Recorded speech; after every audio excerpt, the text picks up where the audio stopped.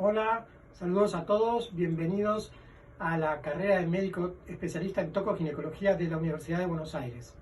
Es para mí un orgullo y un placer que distinguidos profesionales vinculados a la universidad impartan sus clases en forma virtual y que nosotros podamos interactuar con ustedes en estos momentos. Muchas gracias. Hola, bienvenidos.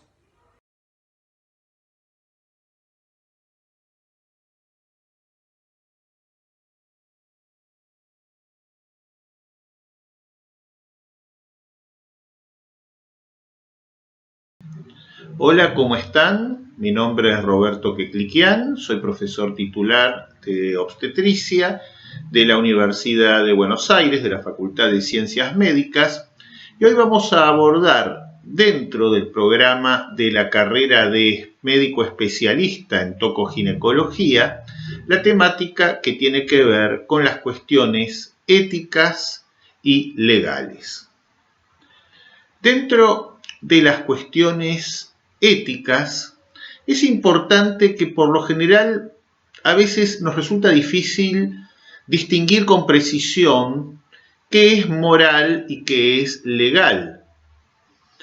Bueno, el simple sentido común nos indica que mientras que ley es algo escrito que es de cumplimiento obligatorio e impuesto por la sociedad y se supone por todos conocidos, lo moral es algo que, si bien una comunidad puede recomendarlo o intentar imponerlo a cada individuo, ese individuo elige si es que adhiere a esto o no, sin que por ello haya una punición de tipo legal.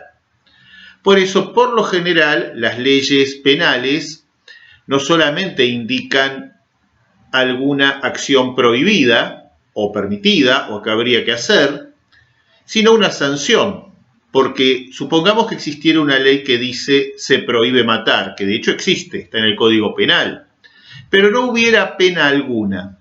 La prohibición resultaría vacía, carente de sentido, porque quien no cumpliera con ese precepto legal no tendría coacción ni pena alguna. Esta es la diferencia con las pautas morales que nosotros inicialmente debemos poder distinguir. Cuando se demanda a un médico por mala praxis, es imprescindible para que esa mala praxis quede configurada legalmente que existan 4 factores. Uno que se presume, que es la relación contractual, que ustedes la ven al final de la lista, porque toda relación médico-paciente es una relación contractual. Los otros 3 factores son los que analizaremos. Debe haber, primero que todo, un daño. Si no hay daño, no hay mala praxis, aun cuando hubiera error o culpa. Segundo, ese daño tiene que tener un nexo causal con la culpa que lo generó. Es decir, debe haber un error, ese error por nexo causal debe ocasionar un daño, que es lo que se pretende resarcir cuando se realiza una demanda judicial por una mala praxis médica.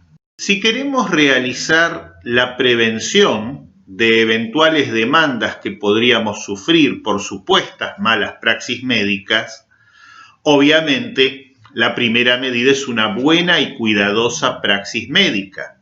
Mantenernos actualizados, trabajar en buenas condiciones y tratar que el ambiente en el que nos desempeñamos como médicos también nos brinde las garantías adecuadas, ya que muchas veces se observa que el médico es forzado a cometer algún tipo de mala praxis porque el ambiente que lo rodea lo fuerza por no darle las condiciones apropiadas para poder ejercer con lucidez y tranquilidad. Pero tan importante como esto es documentar la praxis. No basta solamente que yo haya actuado bien. Si el resultado es malo, recordamos que siempre una mala praxis va a tener como inicio un daño que se reclama, pero yo no provoqué el daño. Yo, médico, no tengo obligación de resultado, no tenía la obligación de evitar ese daño, pero sí tengo obligación de medios. Yo debía haber hecho todo bien, correctamente y en forma normal, no extraordinaria, sino normal para ese caso, como cientos otros de casos, y esto lo debo documentar. ¿Qué implica documentar? Implica escribir en forma clara, coherente y entendible en la historia clínica todas las acciones médicas que fui realizando, todo lo que fui observando en el paciente o la paciente en este caso, y si existen eximentes de responsabilidad, como por ejemplo un caso fortuito, o sea, es decir, por ejemplo, una mosca en el quirófano provoca una infección, una paciente se le dan indicaciones de seguir una determinada terapéutica y la abandona, me faltan los medios, estoy en un determinado ámbito sanatorial u hospitalario y no tengo los recursos para actuar.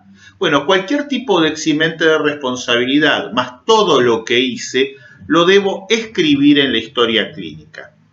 Ustedes dirán si al fin y al cabo también se lo podría explicar a un juez si es que me juzgan.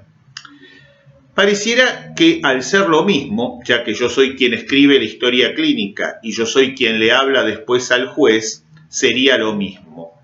Sin embargo, en medicina nosotros no tenemos por lo general la capacitación que se tiene cuando se estudia derecho.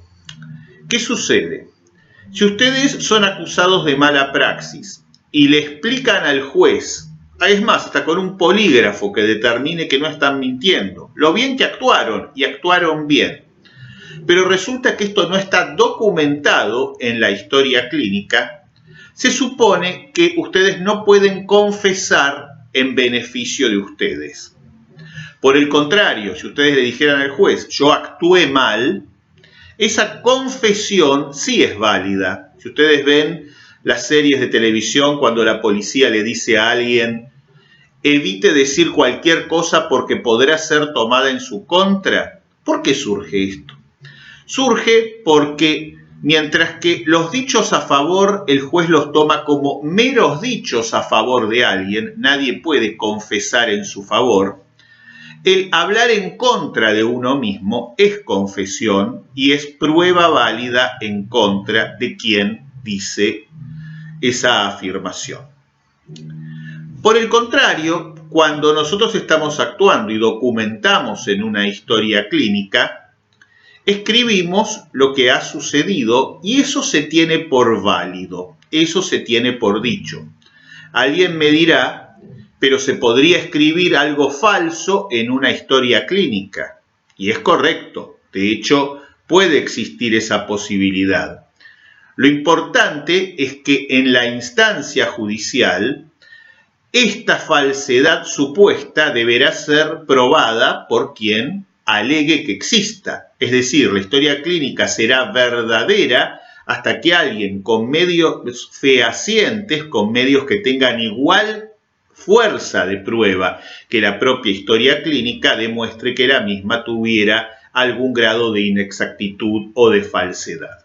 Por ende, nuestra mejor defensa es actuar bien, coherentemente y documentar esto en una historia clínica clara y coherente para evitar que frente a un daño en el cual nosotros actuamos bien, pero lamentablemente no pudimos obtener el resultado deseado, no seamos víctimas en una valoración posterior de lo que se llama el hindsight bias o error de valoración retrospectiva que ahora les voy a explicar. Un médico ha tenido un mal resultado y es demandado por mala praxis médica. Enfrentará entonces un proceso judicial y habrá que probar en una pericial médica también si la praxis de este médico fue correcta o incorrecta. Habrá que probar que el daño existe y el nexo causal, si lo hay, entre algún error que haya cometido el médico y ese daño.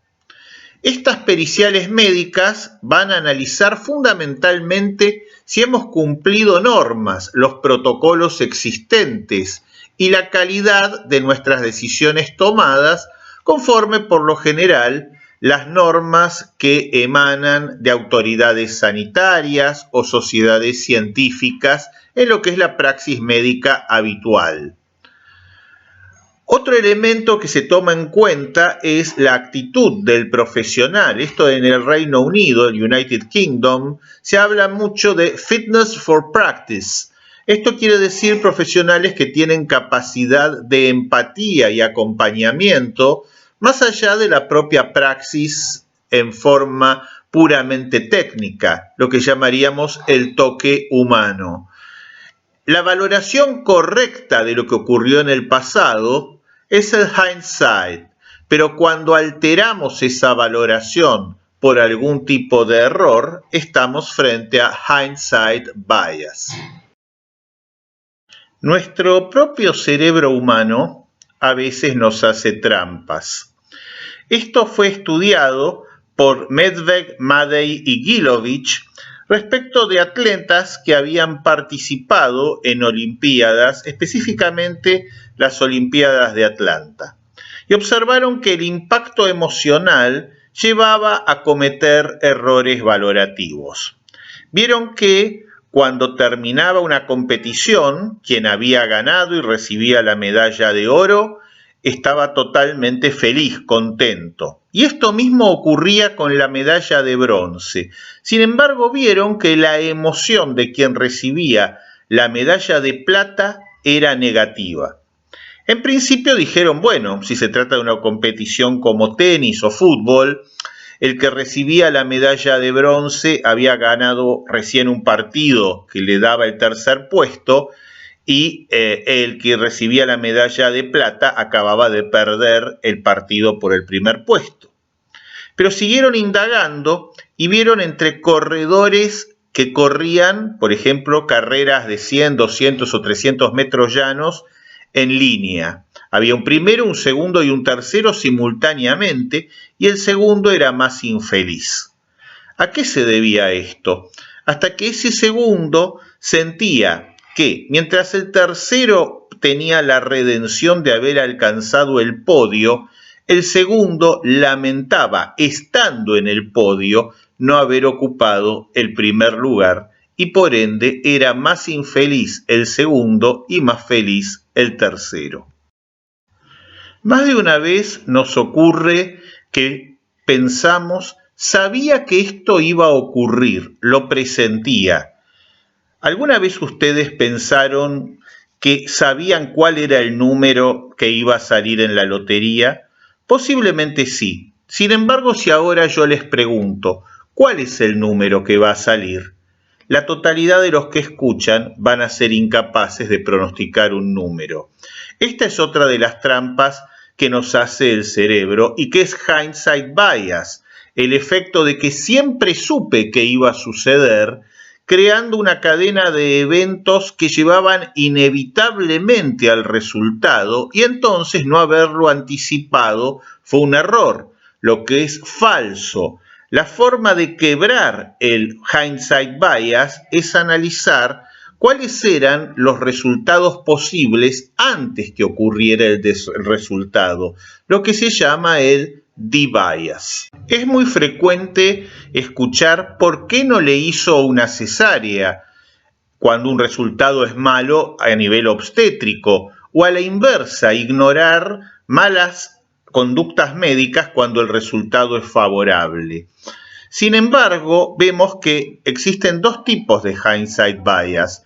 El tipo 1, que es cuando la evolutividad fue favorable y se sienta a validar que todo fue bien hecho, y el hindsight bias tipo 2, cuando el resultado es desfavorable y el error discursivo es terminó mal, esto quiere decir que hubo mala prospectiva.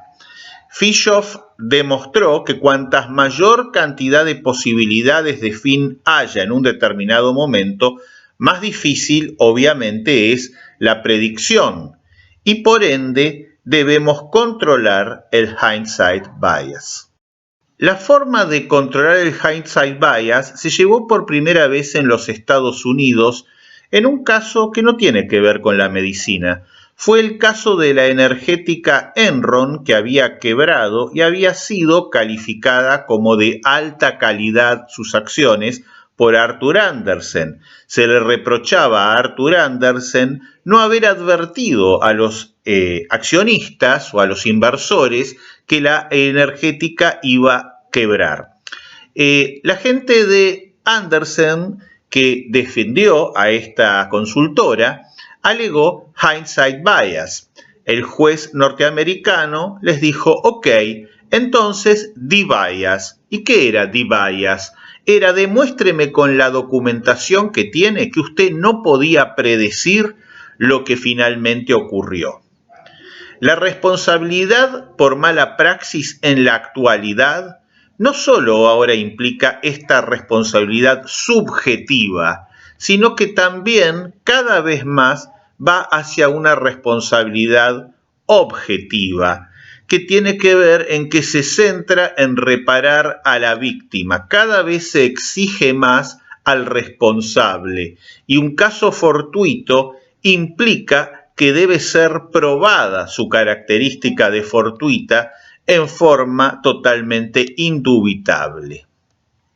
Para que en la actualidad podamos invocar un hecho fortuito como que nos exime de responsabilidad médica frente a un mal resultado, hay toda una serie de requisitos que vemos aquí.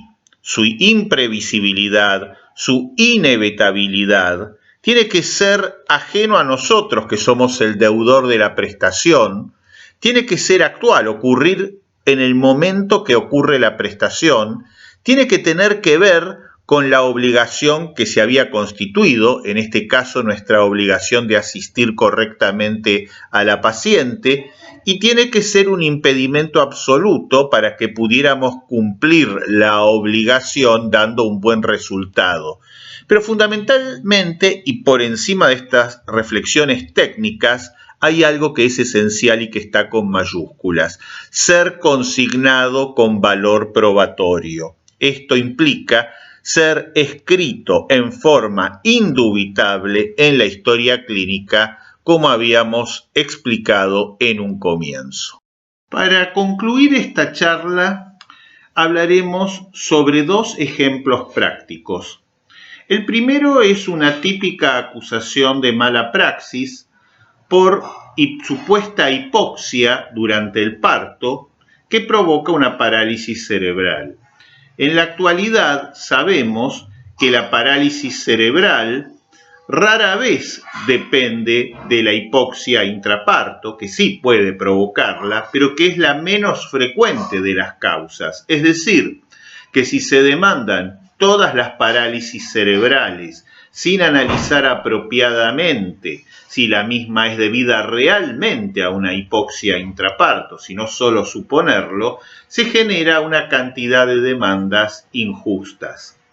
Pero para poder de alguna manera resolver la situación si se recibe una demanda injusta y no una demanda justa que podría devenir de haber permitido en forma negligente que ocurriera una hipoxia intraparto sin tomar las medidas apropiadas, si estas eran posibles, deberemos nosotros realizar un análisis probatorio y disponer de la documental apropiada.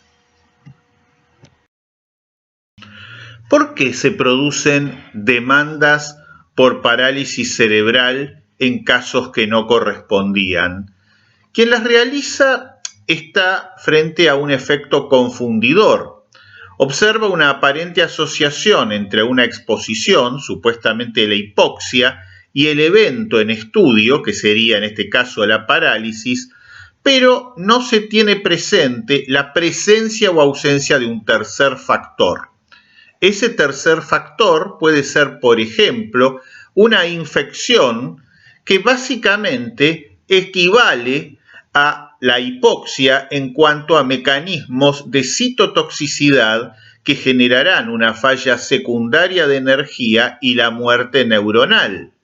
Es decir, habría dos vías de entrada a estos mecanismos de citotoxicidad. Por un lado la hipoxia, por otro lado la infección.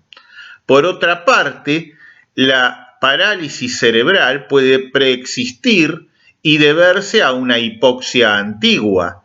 Tengamos presente de que se necesita un largo periodo de hipoxia si es que el feto tiene vulnerabilidad normal para causar daño.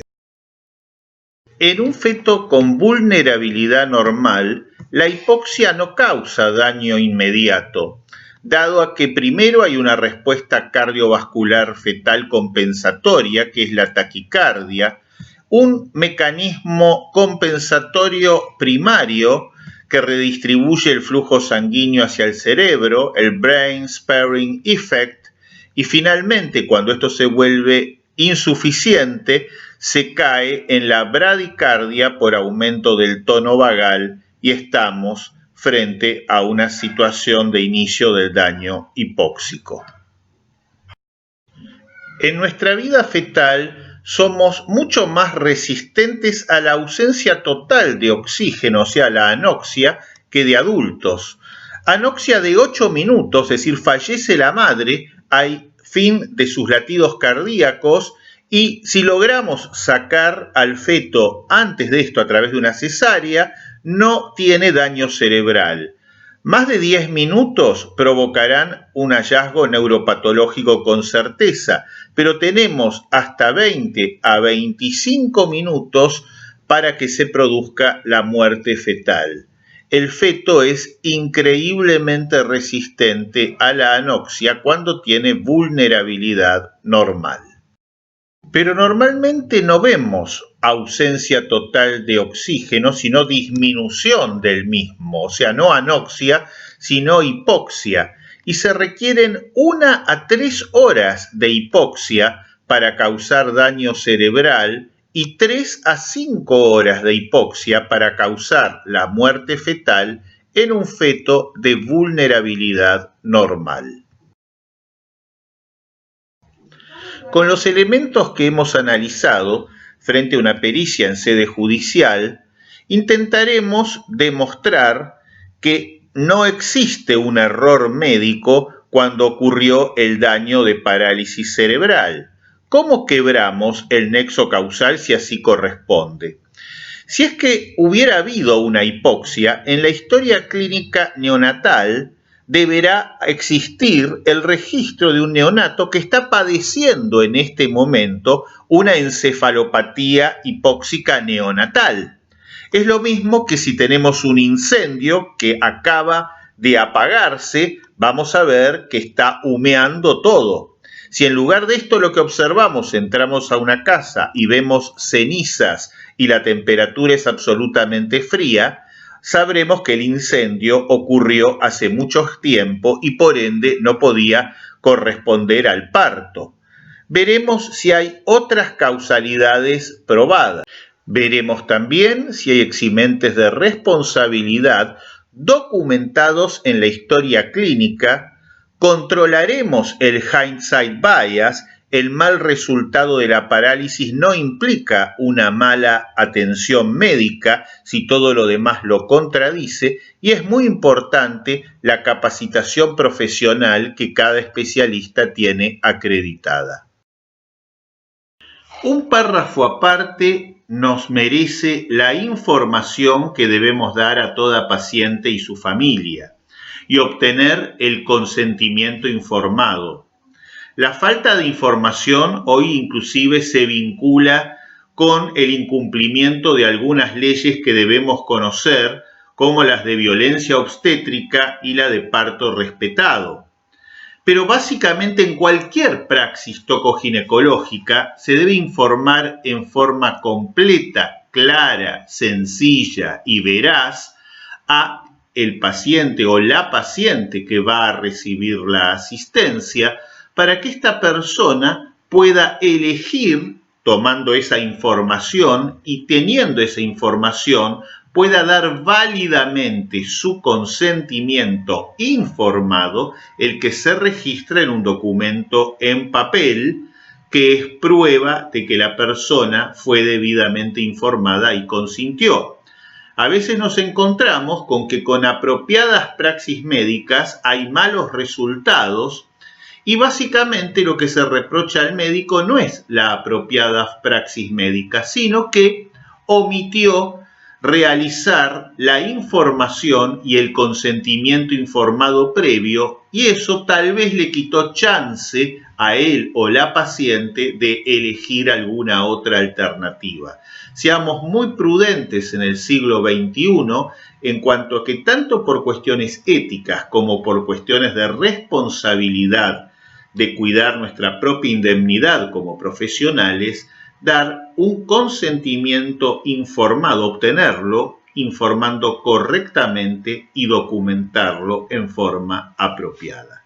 No olvidemos, cuando realizamos investigaciones, por inocuas que éstas parecieran, que las mismas deben ser aprobadas por comités de ética hospitalarios, que están debidamente reglamentados, y obtener para cada paciente que sea incluida en dichos protocolos de investigación su propio consentimiento informado conforme el protocolo que el comité hubiese aprobado. Las fotos que ustedes ven son condenados en el juicio de Nuremberg. Fueron muchos. Sin embargo, fíjense la cantidad.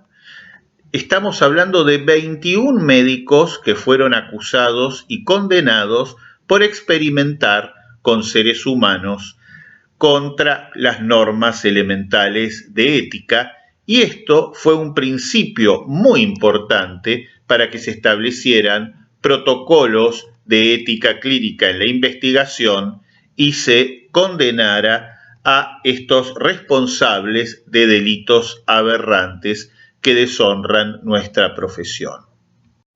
Les agradezco haberme escuchado, y a quienes tengan preguntas pueden hacérmelas llegar a través de los mecanismos habituales que dispone la carrera de médico especialista de tocoginecología, que no bien me llegan, con gusto responderé, y alternativamente pueden contactarme a través de mi presencia en las diversas redes sociales, donde con gusto estaré interactuando con todos ustedes, mis colegas. Gracias por haberme escuchado.